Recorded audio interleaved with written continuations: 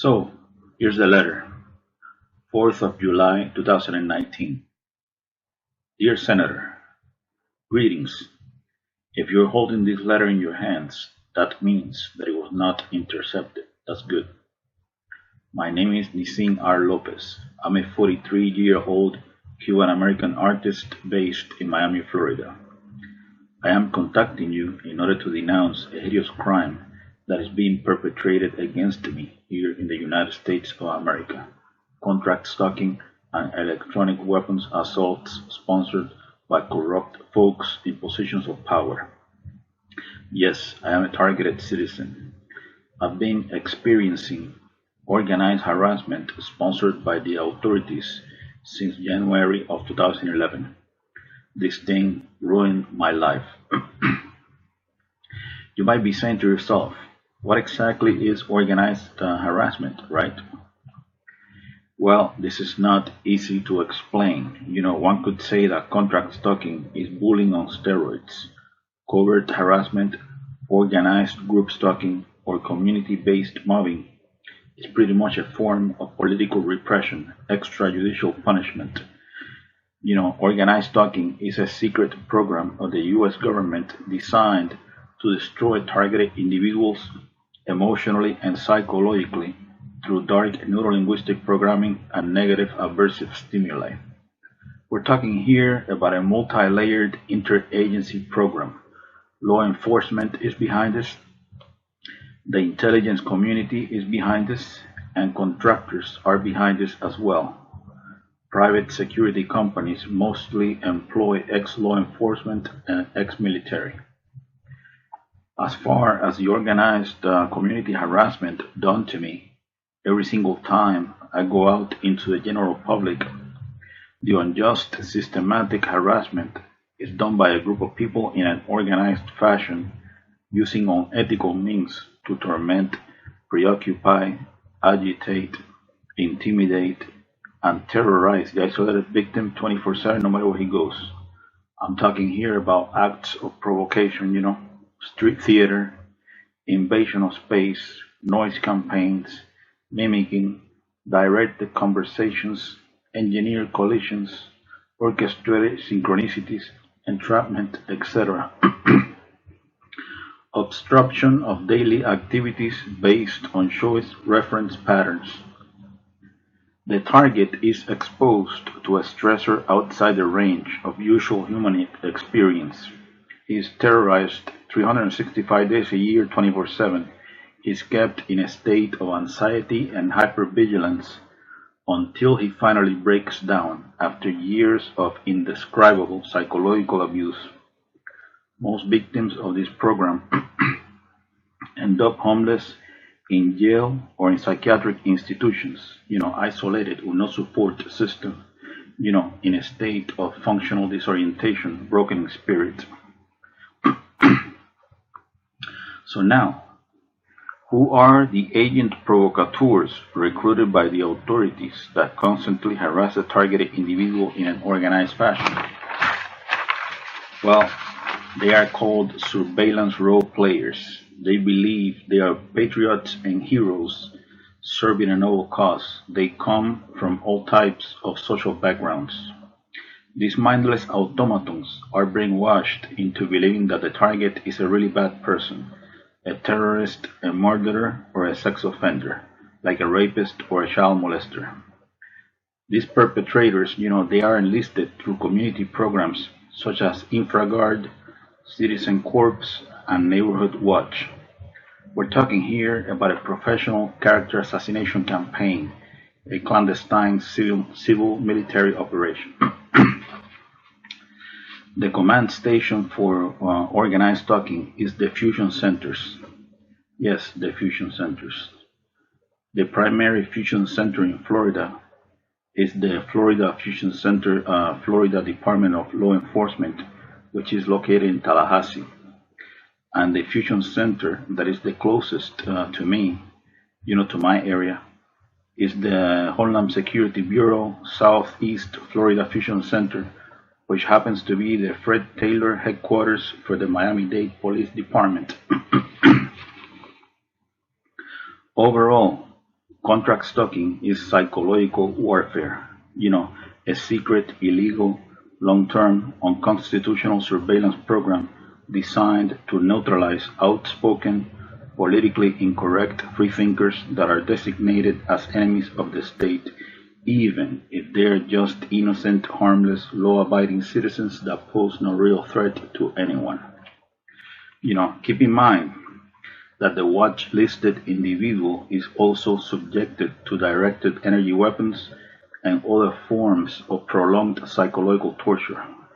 I'm talking about mind control neural weapons, remote neural monitoring.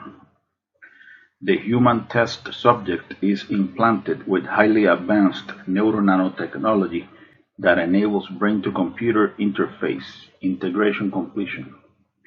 This secret technology of DARPA flavor enables the handlers to link the target's unique brain signature to their supercomputer. These are some of the things that they can do with this technology.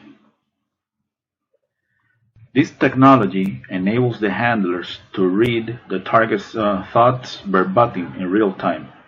They can tap into the optical nerve and into the auditory system. They can see what you see, and they can hear what you hear. This technology allows the handlers to map out all the target's emotional states, especially negative emotions like sadness, anxiety, fear, anger, etc. They can beam these emotions back into the target anytime. They can even Google your memories.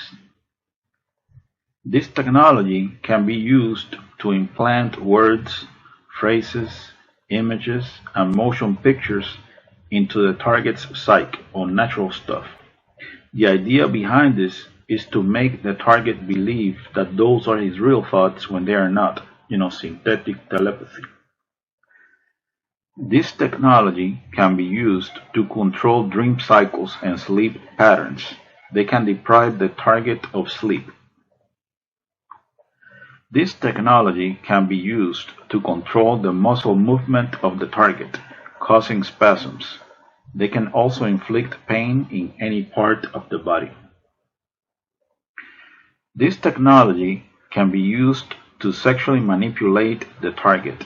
It can make the target feel sexual arousal, or it can sort of turn off the target's sexuality altogether. It can also be used to manipulate the hormones of the target, thus lowering and raising estrogen and testosterone levels in women and men respectively. This technology can also be used to eliminate the target with an artificial heart attack that generates no forensic evidence. Really amazing stuff, right? All the experiences of the subject are stored in a supercomputer that predicts behavior based on past choices. I think the ultimate end of this program is to create a digital clone of the target's brain. They basically got control over your thoughts, feelings, emotions, sensations, etc. Full spectrum dominance, So now, the leader of clandestine operations in the CIA, Elizabeth Kimber, she doesn't know anything about this nasty behavioral modification program. General John W. Raymond, commander of the Air Force Space Command, he doesn't know anything about satellite weaponry and microwave bullets. The director of the Defense Intelligence Agency, Robert P. Ashley, he doesn't know anything about neurosynaptic chips and trauma-based mind control. The Principal Deputy Director of National Intelligence, Susan M. Gordon, she doesn't know that targeted individuals are being forced to lash out. The Assistant Attorney General of the National Security Division, John Charles Demers, of the Department of Justice, he doesn't know about this legalized lawlessness. The director of the FBI's Terrorist Screening Center, Charles H. Cable, he doesn't know this horrendous surveillance abuse is taking place. The Undersecretary of Homeland Security for Intelligence and Analysis, David J. Glow, he doesn't know anything about this black ops. Of course they all know this is going on. They got mainstream media on a leash so that they don't spill the beans. The puppet masters behind these programs, behind this personality disintegration program, because that's what it is, they will do anything, and I mean anything, in order to justify a multi-billion-dollar national security, counterterrorism, corporate military intelligence, police state complex, multi-billion or multi-trillion, who knows. Think, for example, about how much money has been invested in projects like the brain research through advancing innovative neurotechnologies. This transhumanism agenda is big business, that's for damn sure.